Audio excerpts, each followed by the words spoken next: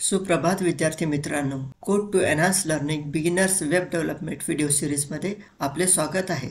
या मालिकेत आपण वेब डेव्हलपमेंटबद्दल माहिती घेत आहोत, जेणेकरून आम्ही आमचे स्वतःचे वेब पेज तयार करू शकू आणि आपल्या समस्या व्यक्त करू शकू आणि सोडवू शकू. तर आज आपण थिंग्स अराउंड मी ही पहिली थेंब पुढे चालू ठेवणार आहोत.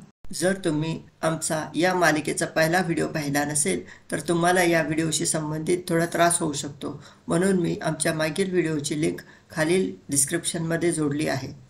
चला आजच्या एक्साइटिंग धड्याला सुरुवात करूयात. थिंग्स अराउंड मी या थीममध्ये आपल्या सभोवतालच्या काही वेगवेगळ्या गोष्टी जगासोबत व्यक्त करण्यासाठी आपण वेबपेज बनवणार आहोत. मला माझ्या सभोवतालच्या सर्वात जास्त आवडणारे 3 ठिकाणे दाखवणारे वेबपेज बनवायचे आहे. त्याचप्रमाणे तुम्हाला सर्वात जास्त आवडणाऱ्या एखाद्या गोष्टीबद्दल तुम्ही वेबपेज बनवणार आहात. म्हणून प्रत्येक धड्यात मी काही कौशल्य किंवा संकल्पना सांगणार आहे, जे तुम्हाला या थीमचे शेवटचे वेबपेज बनवण्यात मदत करेल. मागील पाठात आपण काही टूल्स बद्दल शिकलो. अलर्ट बॉक्स दाखवण्यासाठी एक प्रोग्राम लिहिला. वेब पेज स्ट्रक्चर आणि टॅग्स बद्दल जाणून घेतले. पेज कसे दिसावे याचे महत्त्वाचे तपशील लिहिण्यासाठी आपण नोटबुकमध्ये एक ढोबळ आराखडा देखील तयार केला. आजच्या धड्यात आपण कॉम्प्युटरमध्ये मूलभूत टॅग लिहून माझ्या सभोवतालच्या 3 गोष्टी शेअर करण्यासाठी पहिल्या वेब पेजचा मूलभूत मसुदा तयार करणार आहोत. अमेझिंग वाटते ना, बरोबर? आजच्या धड्याच्या शेवटी वेब पेज असे दिसेल. आता आपण आपला व्हिडिओ सुरू करू. वेबपेज बनवण्यासाठी साधारणपणे वापरल्या जाणाऱ्या 3 टॅगबद्दल जाणून घेणे चांगले राहील आणि आपण आजच्या धड्यात ते वापरणार आहोत. div टॅग किंवा डिव्हिजन टॅग, h टॅग किंवा हेडिंग टॅग, p टॅग किंवा पॅराग्राफ टॅग. div टॅग हा HTML डॉक्युमेंटमधील डिव्हिजन किंवा सेक्शन दाखवतो. div टॅग हा सहसा इतर HTML एलिमेंटसाठी कंटेनर म्हणून वापरला जातो. येथे दिलेल्या उदाहरणात तुम्ही सर्व आधीच पाहू शकता. निळ्या रंगात चिन्हांकित केलेले क्षेत्र डिव्हिजन टॅगद्वारे तयार केले आहेत. सोप्या शब्दात, एक div टॅग समान विषयाचे घटक एकत्रित करण्यासाठी वापरले जाते. उदाहरणार्थ, येथे आम्ही आमच्या सभोवतालच्या 3 ठिकाणांशी संबंधित माहिती स्वतंत्र विभागांमध्ये गटबद्ध करण्यासाठी div टॅग वापरला आहे. हेडिंग टॅग किंवा h1 ते h6 tag. Heading tag HTML हेडिंगमध्ये वापरले जातात. h1 टॅग सर्वात महत्त्वाचे शीर्षक परिभाषित करते, तर h6 टॅग सर्वात कमी महत्त्वाचे शीर्षक परिभाषित करते. दिलेल्या उदाहरणात तुम्ही पुन्हा पाहू शकता. टेस्ट3 ठिकाणे h1 टॅग वापरून लिहिली आहेत आणि प्रत्येक विभागाच्या शीर्षस्थानी असलेल्या ठिकाणांचे नाव h6 टॅग वापरून लिहिले आहे.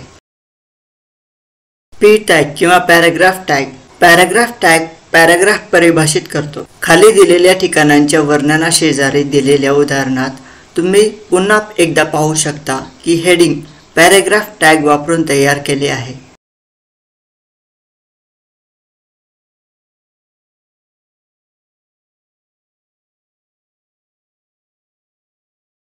म्हणून आता आम्ही आमचे व्हिज्युअल स्टुडिओ कोड ॲपमध्ये आम्ही आतापर्यंत शिकत असलेल्या सर्व टॅगद्वारे आपले वेब पेज बनवण्यासाठी ओपन केले आहे.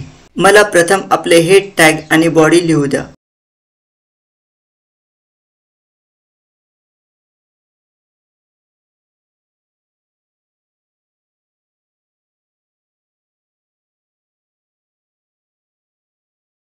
तर आता आपण h1 टॅग वापरून वेब पेजचे मेन हेडिंग लिहिणार आहोत. h1 अहमदाबादमध्ये भेट देण्यासारखी 3 ठिकाणे.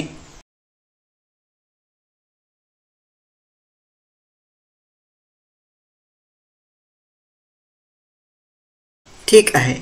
आता आपण आमचे h1 टॅग पूर्ण झाले आहे. आपण आपल्या div टॅगसह पुढे जाऊ. आपण याप्रमाणे 3 div टॅग सुरू करूयात.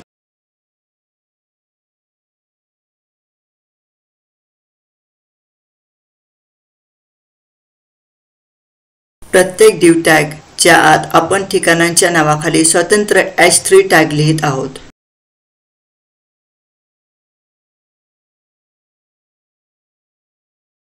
एकदा तुम्ही h3 टॅग लिहिल्यानंतर आपण पॅराग्राफ टॅग लिहिणार आहोत, ज्यामध्ये ठिकाणांचे वर्णन असेल.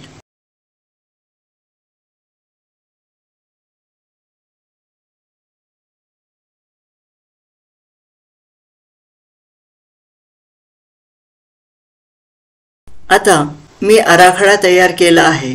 आता मला पटकन वर्णन आणि ठिकाणांची नावे लिहायची आहेत.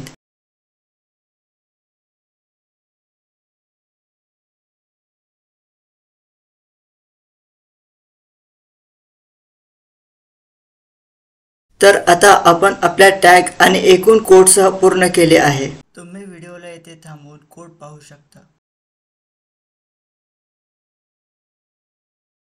तर आता आपण आपल्या फाईलच्या नावावर राईट क्लिक करू आणि ओपन विथ लाईव्ह सर्व्हर असे निवडू.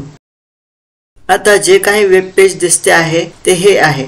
मेन हेडिंग आपल्या H1 टॅग द्वारे तयार केले आहे. ठिकाणांचे नाव असलेले उपशीर्षक H3 टॅग द्वारे तयार केले आहे आणि त्या ठिकाणांचा तपशील पॅराग्राफ टॅग द्वारे तयार केलेला आहे. आता तुम्ही या व्हिडिओला येथे थांबवावे आणि तुमच्या नोटबुकमध्ये आधी तयार केलेला आराखडा वापरून तुमच्या सभोवतालच्या अनोख्या गोष्टींबद्दल एक वेब पेज बनवावे असे मला वाटते.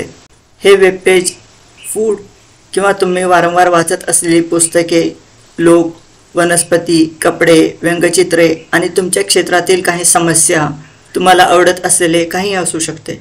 तर आपण आपल्या धड्याच्या शेवटी पोहोचलो आहोत. आता तुम्ही काही प्रश्न सोडवू शकता. तुमच्यासाठी हा पहिला प्रश्न आहे.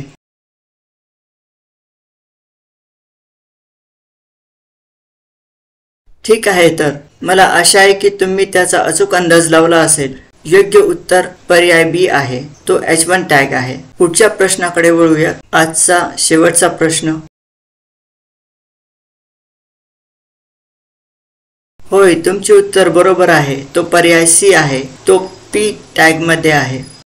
तर मी Rishav from code to enhance learning sign off करत आहे. आशा आहे की तुम्ही आमच्या बिगिनर्स वेब डेव्हलपमेंट व्हिडिओ मालिकेच्या पुढच्या व्हिडिओमध्ये भेटाल. धन्यवाद.